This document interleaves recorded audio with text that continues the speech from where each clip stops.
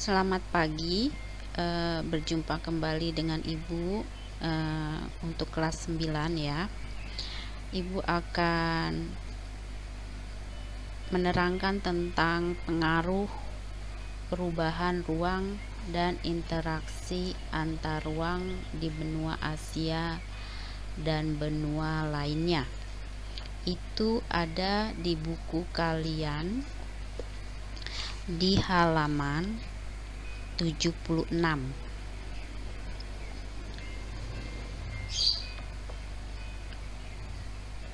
Baik, kita mulai selanjutnya. Pengaruh perubahan ruang. Di Asia, perubahan ruang terlihat dari alih fungsi lahan. Sekitar 50% lahan di Asia telah berubah menjadi wilayah pertanian. Banyak daerah di Asia berubah menjadi daerah perkotaan. Perubahan tersebut mendorong terjadinya interaksi antar ruang dalam bentuk perpindahan penduduk dari desa ke kota. Pada tahun 2015, sekitar 47% penduduk Asia tinggal di daerah perkotaan. Lanjut lagi, adapun dampak dari interaksi desa ke kota adalah makin beragamnya orientasi mata pencarian dari yang hanya berorientasi pertanian berkembang menjadi industri yang memanfaatkan hasil pertanian. Yang kedua, meningkatnya produktivitas pertanian dan adanya teknologi tepat guna atau cara bertani yang lebih maju.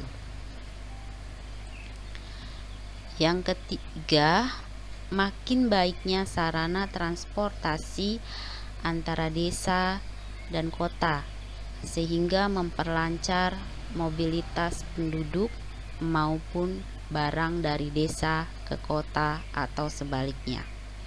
Keempat, budaya kota biasanya masuk ke desa baik dalam cara berpakaian, bahasa seni, dan sebagaimana yang tidak selalu sesuai dengan budaya desa. Kelima, berkembangnya media massa membuat warga desa semakin melek dengan isu-isu politik yang sedang berkembang, sehingga kesadaran politik warga desa terus meningkat.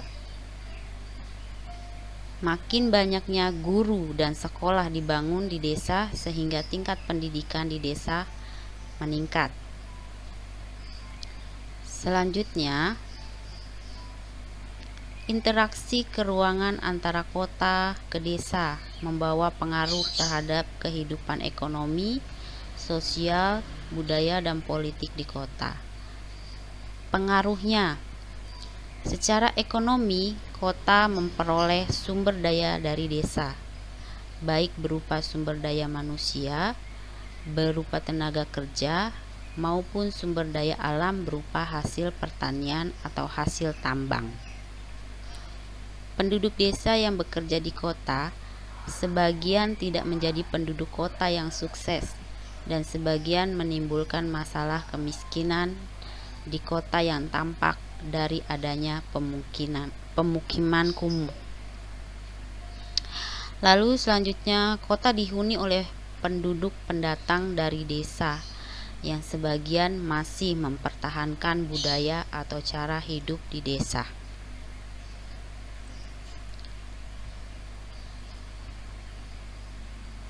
Nah, pengaruh antar negara dapat berupa pengaruh ekonomi, sosial, budaya, dan politik.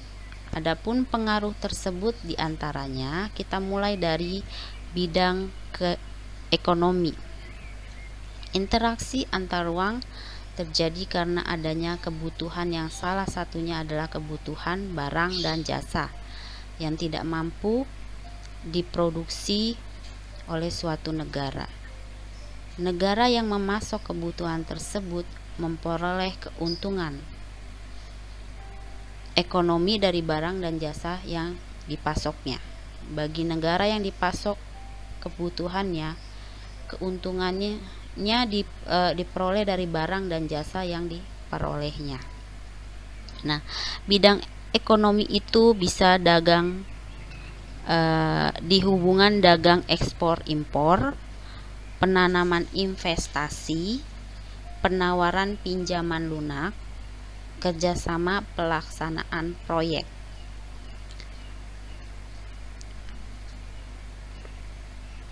Nah, ada juga di bidang di bidang selanjutnya itu bidang kehidupan sosial. Interaksi sosial antar manusia yang memiliki kehidupan sosial berbeda kemudian terjadi. Interaksi tersebut dapat terjadi dengan saling bertemu atau melalui media komunikasi. Kehidupan sosial dapat berubah karena adanya pengaruh dan interaksi tersebut. Sebagai contoh, adanya wisatawan dari negara lain yang datang ke Indonesia. Nah, bidang sosial ini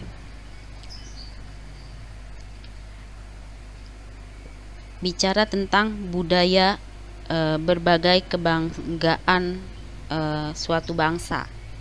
Terus sektor pariwisata menjadi sektor yang menjanjikan. Pengaruh budaya barat dapat merusak budaya asli juga, ya, dan menurunkan kesenjangan sosial, ya.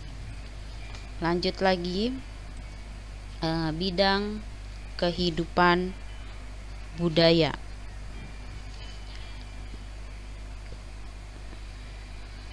Kemajuan teknologi komunikasi sangat mendukung interaksi budaya secara tidak langsung.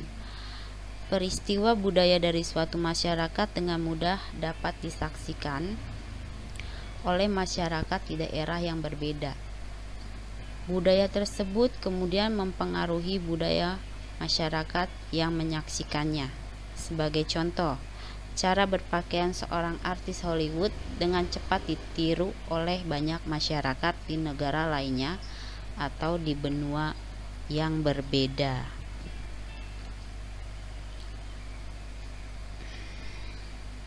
Lanjut lagi di bidang kehidupan politik. Dinamika kehidupan politik suatu negara juga tidak lepas dari adanya interaksi dalam bentuk komunikasi antar wilayah atau negara di dunia. Peristiwa politik di suatu negara dapat mempengaruhi kebijakan politik negara lain. Sebagai contoh, pertikaian antara Israel dan Palestina mempengaruhi kebijakan pemerintah Indonesia dalam melakukan hubungan dengan Israel maupun Palestina.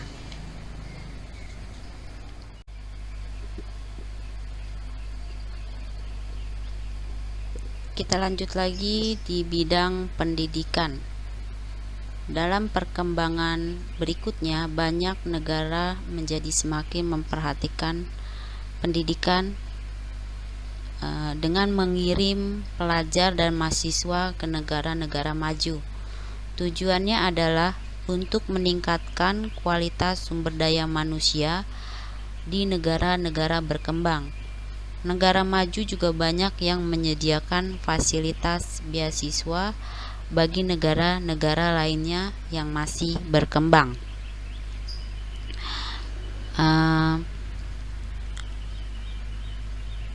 Pengaruhnya itu, taraf pendidikan makin meningkat. Angka melek huruf meningkat khususnya di negara-negara berkembang. Teknologi merambah hampir ke seluruh dunia. Perkembangan ilmu pengetahuan semakin maju.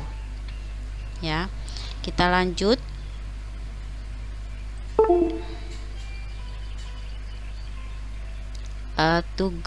Tugas kalian itu nanti ibu berikan di Google Form dan ibu akan kirim ke wali kelas kalian.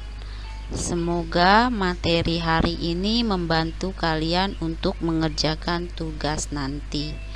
Selamat mengerjakan dan selamat mengikuti kegiatan belajar selanjutnya. Terima kasih.